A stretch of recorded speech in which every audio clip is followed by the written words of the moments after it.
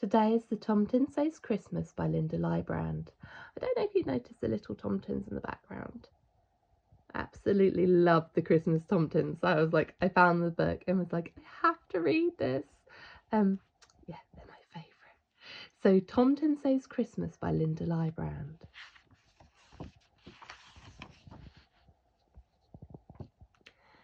Do you remember what you did the last 2 days before Christmas Eve last year? Really early, about 4:30 in the morning. You were probably snoring under your duvet, dreaming about all the lovely Christmas presents you wished for. But Tomten was already up, eating his porridge on the roof of his farm, just like every day. You must be wondering who this early riser is, because he's almost, but not quite. Looks like Santa, doesn't he? Don't be fooled by his long grey beard and short legs, though. Tomten might look ancient, and he's only 5 apples tall, but he's as strong as an ox, and he loves to help the farmer look after the farm, all the animals who live there. But I'd probably tell you that he's quite grumpy and shy around people too, because you'll notice that soon enough anyway. Not even the farmer himself has met him yet, even though they live on the same farm.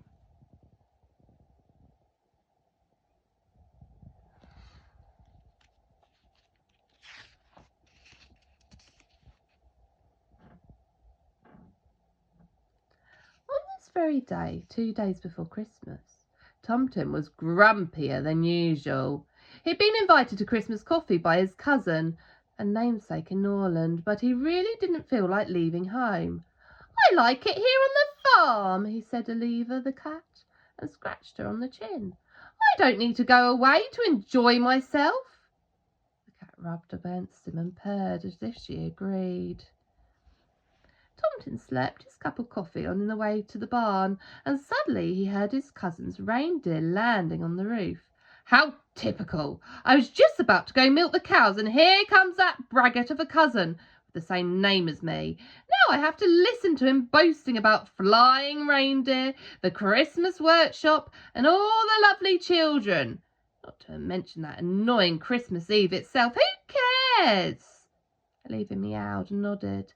That boasting show-off hasn't done an honest day's work in his life, muttered Tomten to the cat, and he hoped his cousin wouldn't be able to find him inside the barn.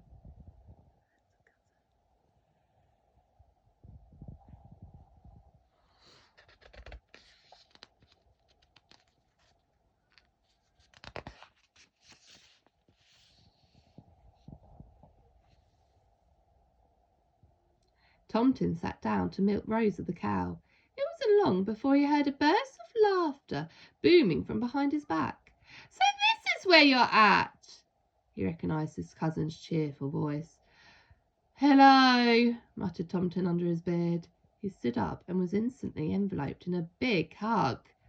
How lovely to see you again, Tomten, said his cousin, and he laughed again. By the way, isn't it funny how we're both called Tomten? His cousin giggled and held his arms around his big round belly. I'm not so sure it's funny exactly, said Tomten, and he frowned. People confuse us all the time and send their wish letters to me every day. My wheelbarrow is full, look! Tomten pointed at the wheelbarrow, which was chock-a-block full of letters from all around the world.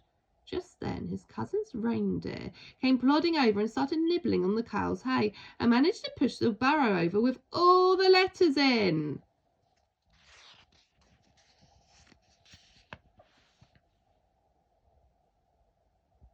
No worries, pal. I'll take care of that, his cousin said as he shuffled the letters back into the big sack. Let's jump in the sleigh and go to Lapland. I put the coffee on before I left, so we should be done when we get there. Tomten reluctantly climbed into the sleigh, while he pulled up a blanket and carefully tucked it in around his legs. Lever the cat sneaked inside and lay down on the sheepskin on the back seat. Tomten had never been to Norland or Lapland. He'd actually never been away from the farm at all, and he held on tight to his hat as they flew high above the forest of Smaland. His cousin pointed at something, and Tomten carefully peeked out over the edge. Can you see down there? Asked the cousin. Those are the villagers waking up. and they're full of nice children who wish for Christmas presents. Tomten had never seen the well from high up. His cousin pointed at lots of landmarks, and Tomten just stared as his jaw dropped. He had no idea that the world was this big. Soon they saw the mountains peak up above the horizon, and the reindeer put on the brakes. The landing was bumpy, so Tomten held on tightly underneath the sleigh gilded slide smoothly across the snow. They just landed in front of a big sign that read "Workshop Open."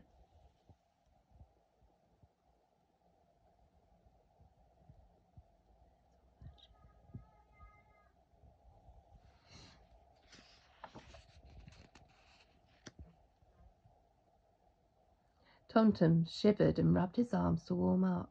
His breath came out looking like the smoke from a chimney. "It's really cold here up north, isn't it?" he said to his cousin, who simply jumped out of the sleigh laughing. But his cousin's workshop and farm looked both warm and inviting, with Advent candles in the windows and a huge Christmas tree in the courtyard. The roofs were covered in snow and glimmered so magically in the morning light that Tomten couldn't help but smile. Perhaps a holiday wasn't such a bad idea after all. Aloud jumped out of her hiding place and landed on Tomten's lap and purred happily. "So you came along too, did you?" chuckled Tomten, and he hugged the cat.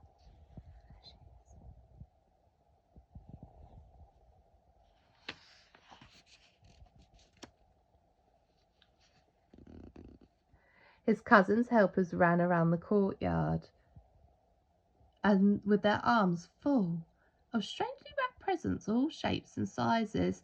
Tomten and Liebrand jumped out of the sleigh, and Tomten sighed with relief when he felt the snow creaking under his clogs.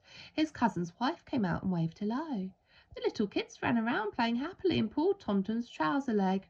"Right then," said his cousin, "perhaps we could start at the workshop. What do you say?" "Okay," said Tomten, "that sounds good." They stepped into the workshop where preparations for Christmas were steaming ahead. Tomten started thinking, well, Christmas Eve is just a few days away, so of course they're busy now. Perhaps I was wrong about my cousin after all. He actually seems to be working really hard here at the workshop.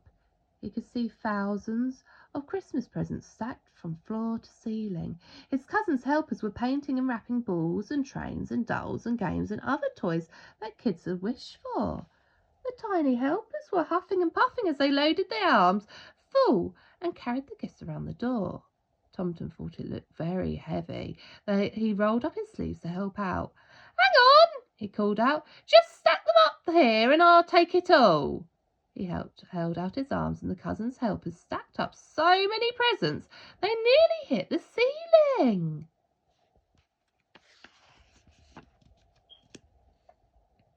"Where do these go?" Tomten asked his cousin. "Ho, ho, ho! We've got to put them in the stable," his cousin laughed. Tomten pulled his brows together and pursed his lips tightly. That didn't sound good, he thought. The stable was the animal's home, not a storage place for gifts. Liebrand twitched her tail and followed them into the stable. The aisle was so full of presents that Tomten and the cat could barely pass through. He unloaded the packages into a hay bale and turned to his cousin.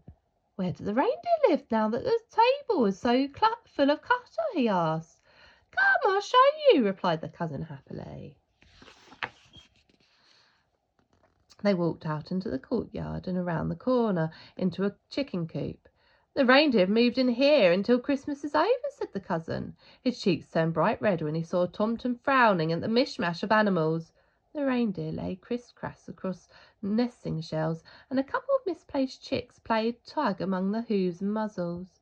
A feather landed on Liebrand's nose, and she batted it away with a paw and growled. "And where do the poor hens and rooster live now?" he asked Tomten tersely. His cousin squirmed and looked embarrassed. They live in the doghouse."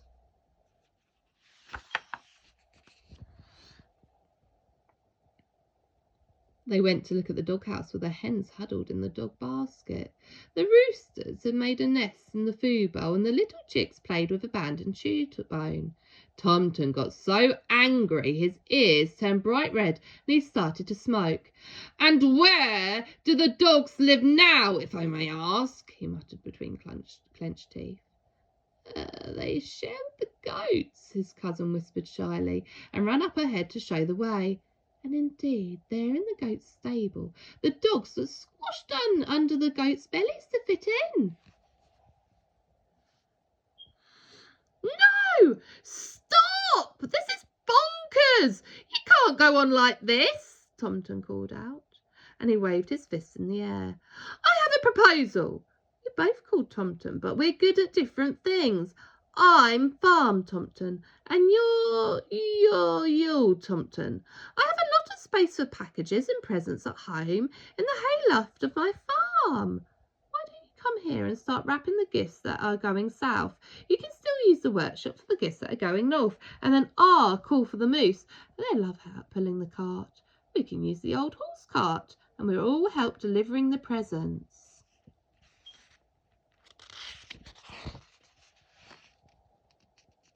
"Okay, you're so kind helping us out," smiled his relieved cousin. "Thank you very much." Tomten blushed under his beard. "Oh, but of course I'm here for you. What else is family for?" They both laughed and started to load the Christmas presents into the sleigh. Tomten took the reindeer back into the stable, and the hens could go into their coop. The dogs curled up in the baskets again, and then everyone was back in right place. Tomten smiled with relief. The two cousins and the cat flew back south to Tomten's farm.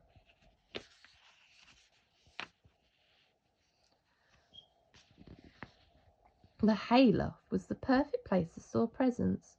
They used hay bales to make tables and chairs, and they stacked presents all the way up to the ceiling.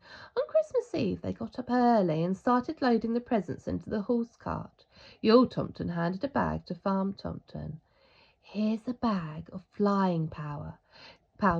Give it to the moose and the horses, along with a handful of oats, and things will go much faster." Tomten nodded delightedly and thanked him.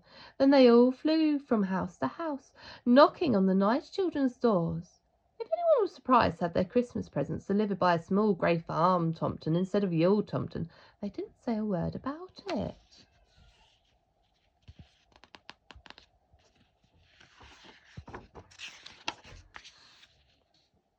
In the evening, when Tomten and all the animals came back home to Yule Tomten's workshop, they were met by a wonderful smell: Christmas ham, meatballs, and Jansen's temptation, and of course Christmas porridge.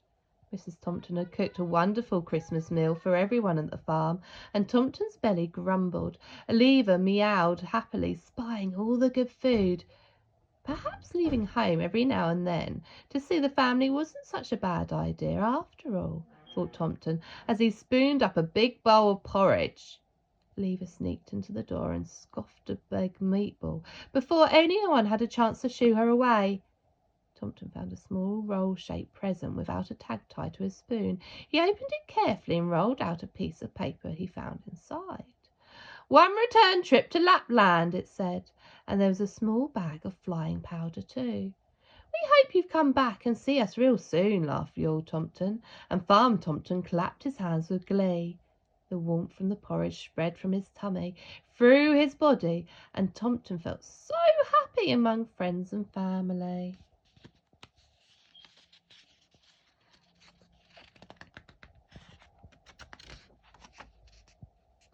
Yes, that's how Farm Tomten and Yule Tomten became best friends last year. So don't be surprised if your Christmas presents are delivered by a small grey Tomten this year. But whatever you do, don't forget to put a bowl of porridge out for him, or he becomes that awful grumpy Tomten again.